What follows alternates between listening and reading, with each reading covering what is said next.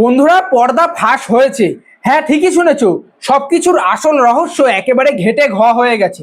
আসলে বন্ধুরা, রচনা ব্যানার্জিকে দিদি নাম্বার 1 থেকে সরিয়ে দিয়েছে এবং সেখানে নতুন আরেকজনকে নিয়ে এসেছে। এবং আমরা প্রত্যেকে সবাই জানি যে রচনা ব্যানার্জি আগে কোন পার্টি করতো। তো যেহেতু সে এখন দিদি নাম্বার 1 থেকে সরে গেছে, তাই তার মনে একটা ক্ষোভ জমে গেছে।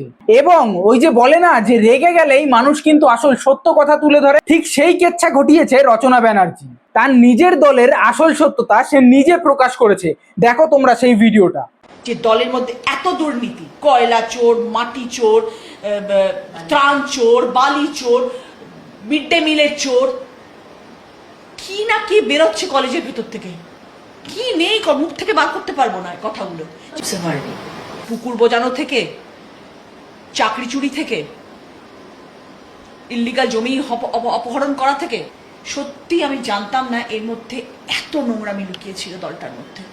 কি হলো, শুনতে পেয়েছো? আশা করি তোমাদের কাছে এখন সবকিছু পুরো জলের মতো পরিষ্কার হয়ে গেছে। তাহলে এবার বুঝতে পারছো এদের নিজেদের দলের লোকজন নিজেদের টিমেরই রহস্য ফাঁস করছে। তবুও এখন কিছু কিছু মানুষ বলবে কি বর্তমান সরকারের থেকে আগেকার সরকারই ভালো ছিল। কিন্তু এদিকে এদের কেচ্ছা দেখো, এদের নিজেদের প্রাক্তন দলকে এরা নিজেরাই সাপোর্ট করতে পারছে না, তাহলে জনগণ কিভাবে পাশে থাকবে এদের?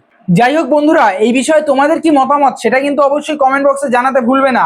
আর ভিডিওটা প্রত্যেককে দেখার সুযোগ করে দিয়ে শেয়ার করে যেও। Tata, bye bye.